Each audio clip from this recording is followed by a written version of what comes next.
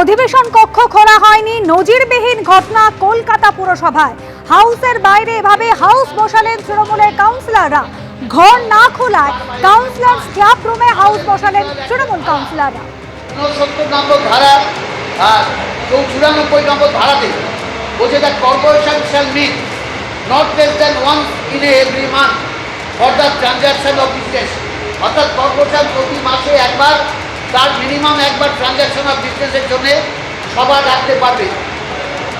The chairman May whenever he thinks fit and shall upon a requisition in writing by not less than 20 elected members of the corporation convene a meeting of the corporation. Number 3 তে বলছে, সাবসেকশনে বলছে 94 এ, any meeting may be adjourned until the next any subsequent date and an adjournment meeting may be further adjourned in the like manner. অর্থাৎ এই মিটিংয়ের একটা adjournment করা হয়েছে, অর্থাৎ মিটিং বন্ধ করা হয়েছে।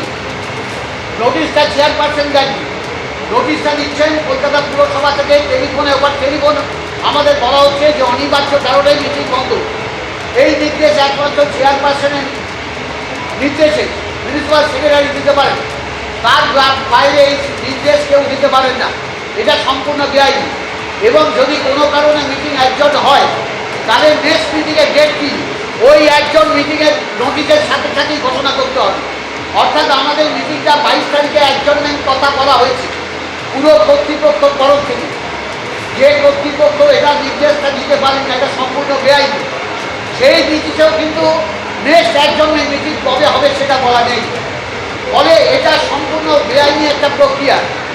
একটা গণতান্ত্রিক পদ্ধতিতে রাজ্যে একটি সরকার এসছে, তারা মুখে গণতান্ত্রিক নীতি প্রক্রিয়ার কথা বলছে, কিন্তু প্রতি মুহূর্তে গণতন্ত্রের কন্ট্রোল, এর থেকে বড় গণতন্ত্রের কন্ট্রোল কোনোদিন হয়নি।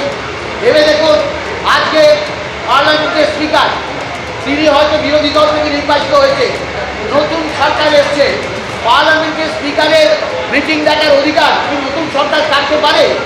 পশ্চিমবঙ্গে নতুন সরকার এসছে, সেখানে স্পিকারকে সরকার নির্দেশ দিয়ে কবে অধিবেশন ডাকা বন্ধ করা সরকার ঘোষণা করতে পারেন না, সেটা স্পিকারকে ঘোষণা করতে হবে।